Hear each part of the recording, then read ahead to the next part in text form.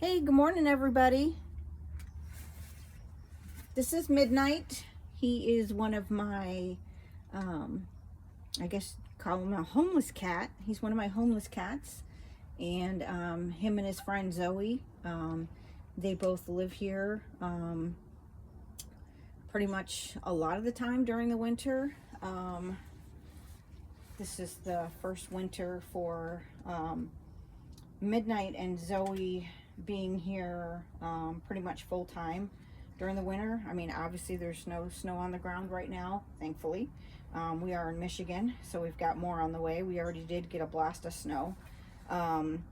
So I had set up this little encampment here for the little homeless kitties. As you can see, we've got, that's one of the heated houses. And then over here, I've got this up here to block the wind. But we've got another one over here. So we'll just go ahead and move it this way a little bit so that you can see this one. And so this is the second heated house that we have. Zoe sleeps in that one over there. Midnight sleeps in this one. They both have heated mats in them, and so they do plug into power, of course. And then over here, if you can see it, let's see, we've also got the heated water bowl right here, and so that keeps the water from freezing in the winter. And then you can see they've also got some dry kibble, which they usually don't make a mess, but I see there's a mess right there. And obviously, you know, during the winter months, you know, I do feed them wet food as well. It, you know, can definitely, you know, freeze up on you if they don't eat it right away. So sometimes I'll bring it inside for a little while, you know, and let it thaw out a little bit. You know, obviously, you know, I won't let it go bad because I don't want them eating anything that's going to make them sick. So I had the tarp. I put the tarp around, and I'll kind of back up here a little bit. Zoe's not around. She already left since it's an actual, you know, halfway decent day weather-wise. It's only supposed to be 41 today. Let me see how this is set up. That's pretty good. So you can watch Midnight. So she took off. The last few days have been pretty nice, and so the cats have, Midnight and Zoe have been, you know, taking off and adventuring around, going to the other places that they go. So that's been nice for them. But that, you know, of course at night, then they get to come back here and have a really nice warm spot, you know, to sleep. And like I said, I put up this tarp here, you know, certainly, well, not just to block it from the wind, but then, as you know, if you've watched my first video, well, if you're not interested in allergies, dog allergies, then you probably did not watch my first video. But anyway, I do have two dogs. I have a black lab, Daisy, and then I have a yellow-white lab mix, Lily. And so I put this tarp up also to try to keep the dogs, you know, from going in the cat area. Although, as you can see, it's wide open right here. So, you know, they have ventured around the corner. But Midnight, he loves the dogs, so, which is wonderful. And Zoe, since she's been spending so much time here, come here, Midnight. Come here, we'll get in the camera. Since she's been spending so much time here, since the weather has changed, then since, you know, she is starting to get used to the dogs a lot more and not automatically running off when the dogs come out. You know, obviously as cold as it has been, she's been, you know, staying in the house when the dogs come out a lot of the time. Or she, you know, she has where she, you know, the backyard is a fence, so she can, you know, obviously, you know, get out from the fenced in area where the dogs are if she, you know, if she feels scared, because she is a feral cat. Zoe's feral. So she, you know, can get away from the dogs if she wants to. But otherwise, my dogs are super good with cats, because I have cats inside the house. Midnight Story is, he was coming around this, I think like February, March, of last winter, and it was, whew, we got some really extremely cold weather. But it was in March that I actually was able to trap him, because I do trap, neuter, release. And so since he was coming around last winter, I was able to get him trapped and got him fixed in March. And then soon after that, I mean, like within that next day, he was back again, you know, to eat. And well, you keep them overnight, so I didn't just automatically release him. There's a process to that. But anyway, but after I released him, I think it was either that night or the very next day, he did come back. And then after a little bit, I realized that he was a very friendly, talkative cat. So could he live in a house?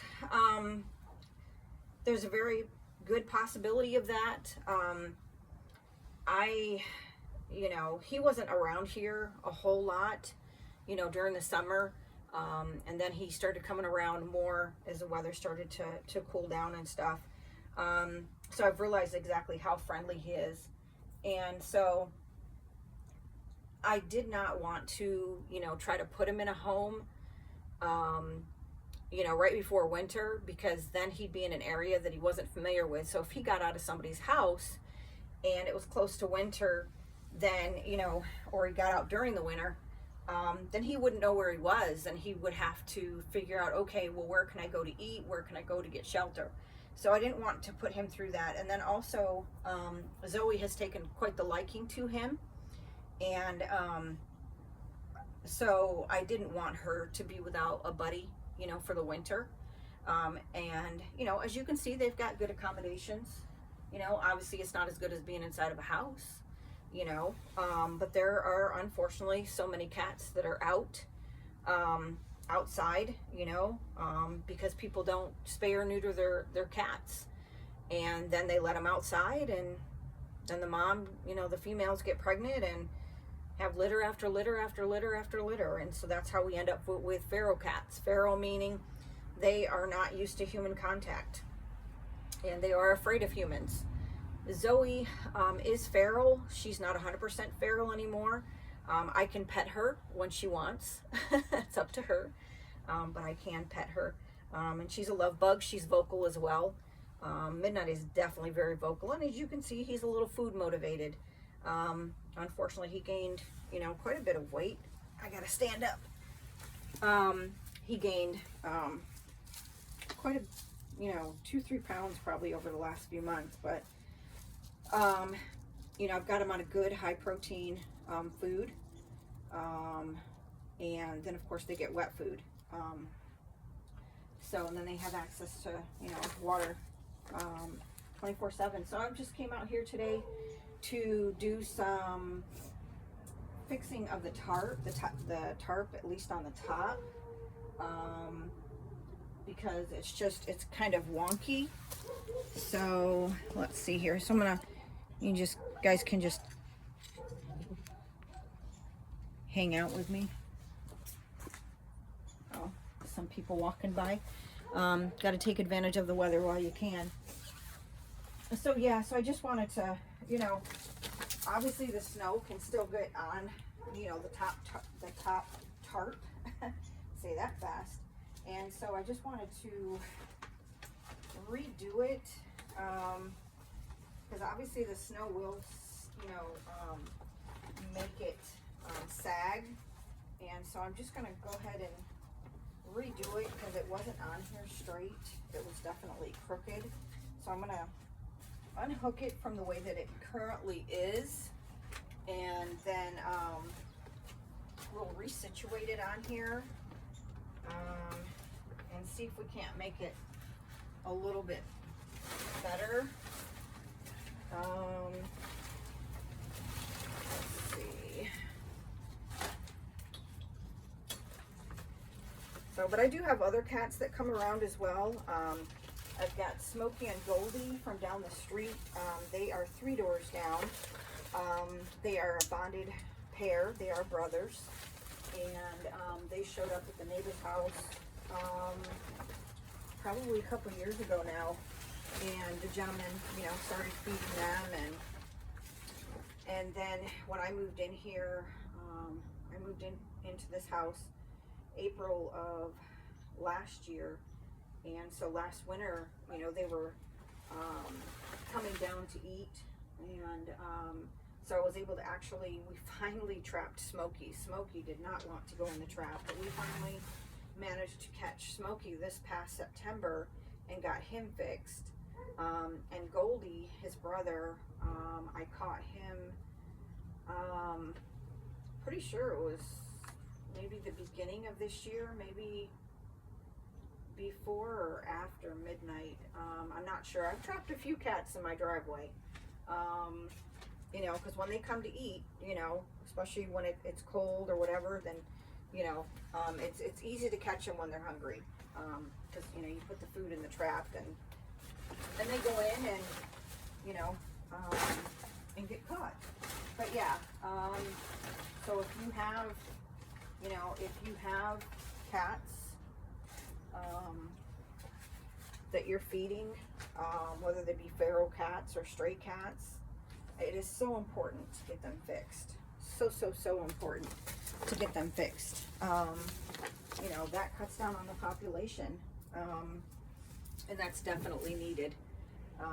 So that's vital. And, you know, obviously feeding them is very important.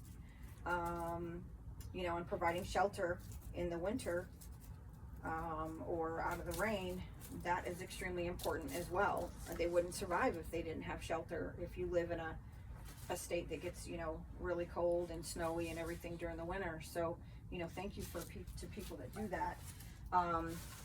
But we have to keep in mind that to cut back on all these strays and all these feral cats, we have to do the spay and neutering. That's extremely important. So some cities have free programs for spay and neuter of what they call community cats. Well, a community cat would be a stray or a feral. So if you have, you know, you got to do the research to find out if there's free services in your neighborhood. And, you know, or sometimes they have reduced. What are you doing over there, Midnight? You getting stuck with your toenails? So yeah, it's extremely important. So, you know, do research for your local area. There's Facebook groups, you know, for your cities, your states that you live in. I belong to, you know, a few different groups. So yeah, I'm just gonna go ahead and finish this. But yeah, this is the homeless encampment. What are you doing, bub? But yeah, so I'll show you another video sometime on Zoe. And as you can see, I do have a Ring camera right here, so that I can keep an eye on the cat activity. And then I also have a Ring camera by my back door where I have more food set up for the cats that are just passing through, so that they don't have to come under the enclosure. Because, you know, not all cats are friendly to each other, and Smokey, unfortunately, is one of those cats. I got him on video going after Midnight, and Midnight had just gotten into his house, thankfully. And you know, Smokey smacked at him, but thankfully Midnight was already inside of his house, and, you know, he didn't make contact with him. But since then, Smokey's been around a couple more times, and even under the enclosure here. And Midnight and Zoe were both in their houses, and Midnight was, you know, kind of talking to Smokey and telling him, hey, get your food and go. And so that's what Smokey did. It was a much better you know, interaction. Much better, you know. So yeah, so, you know, this is what I have set up for an encampment for the kitties. And you know, certainly you don't have to invest in the heated houses. You can make other structures. If anybody has any questions, you know, about setting up an area for, you know, strays and feral cats that you're feeding, you know, just ask. You know, I do have a shed right here that I was thinking about letting them go into. However, there's only one way in and one way out, and we know with cats, if they're not getting along, you need to have like a back door. And so it just didn't seem ideal to set them up in there, because if a mean cat comes along and, you know, there's no exit, you know, for the cats to escape. You know, there's certainly no possibility of you know, dogs from the neighborhood coming in. And I'm sorry, my heater just came on, so you're going to hear that for a second. But, you know, I just wanted to show you guys what I have here set up for the strays and the ferals. Obviously, Midnight is, I guess, a stray, because he's certainly way too friendly to be a feral. I can pick him up and hold him and, you know, just love on him. You know, I can't do that with Zoe. I've picked up Zoe once or twice, you know, for a brief moment. But I'm, you know, certainly trying to work on getting her more used to human contact. But I am definitely considering finding a home for Midnight come spring, once we know that all the cold weather's gone. But we'll see. You know, there'll be, you know, I'll have videos about that as well. So right now I've got too many. I've got 5 fosters in my house already. So, you know, we'll see. You know, hopefully I can find homes for a couple of the fosters that I have, you know, fairly soon. I'm looking at January for that. But yeah, if, you know, certainly I hope that you know, maybe this gave you some ideas of what you could do. You can buy these houses on Amazon. They're not overly expensive. Obviously, you've got to have power out to the area, or just use straw. Fill, you know, get a house and fill it with straw. So, and leave enough room, obviously, for the cat to get in and out. And, you know, it's got to be straw. It cannot be hay. And from what I understand, wheat straw. If you have a choice of what type of straw, get the wheat straw. But yeah, that's just a brief overview of my homeless encampment. So I hope you guys enjoyed this video. If you enjoyed it, please like and subscribe. I've got more videos coming out. So I hope to see you guys again soon. Y'all have a great day.